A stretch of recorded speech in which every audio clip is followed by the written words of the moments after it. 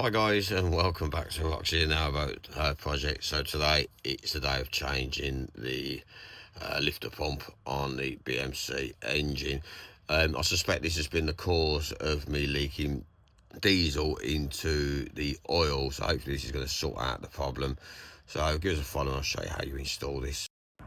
Right, so I'm standing the gearbox side of the engine, so this is the gearbox here. Now we're going to go up towards here. I'm going to step down a little bit. Now bear in mind the light's not going to be brilliant in here, so I'm going to try and put a flashlight on it as well. Please excuse the penciling there. I'm waiting for a new cap to come because I happen to have purchased the wrong PSI cap, so I haven't coolant leaking out of there currently.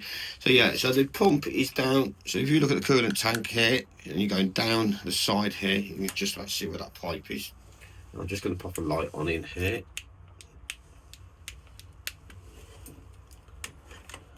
And you'll see just down here, so you've got your air filter here, and this is your lift pump here.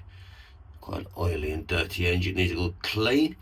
So yeah, I suspect that's been the problem. So I'm going to undo the bolts on it. I believe there's two. I'm just going to show up on the camera. There's one down there. You can just about see him there. And there's one on the opposite side. I also need to undo these two fuel lines here, which look like they're probably going to be a 13mm.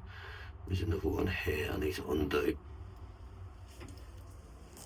And obviously the first thing to do would be to turn your fuel off. You should have a fuel stop tap somewhere near your fuel tank. So that's the old pump out. You will have to give it a little bit of a wiggle just to get this out. That's the hook in actually into the engine bay.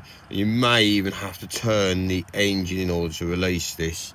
Now, given these a comparison compared to the new and the old, I'd probably say this is an original part on this engine, so I'm probably going to see if I can get this reconditioned, simply because quality doesn't look as good. Now, if you look at this, so you've got 3 bits of metal on that stick there, as the original is one solid piece. And it just generally feels better quality, the original. So yeah, this will do the job. Obviously on this one I'm missing the pull lever, this is used to pump, to reprime your fuel. So you shouldn't have to reprime the whole system, and just pull this up and pump it. So anyway, let's get this on. This is what it looks like when it's off. As you can see, it's just 2 bolts, and you can see the old gasket on there. So you will get a little bit of diesel leaking out the 2 pipes here. In my case, that one was a 13mm and that one was a 15 border 40mm. I suppose these are on the old measurement, so a 14mm will not quite go on it. The 50mm was slightly too big, but the 15mm did undo it, and they wasn't particularly tight, so these are only hand tight. Alright, so we've just had a bit of a clean up. You might want to have a little nose in that hole. I don't know if he's going to focus in on it. Unfortunately not. Yeah, that gives you an idea. So one thing you may have to do is to turn the engine very slightly, just to make sure that lines up, so you can get that little hook underneath.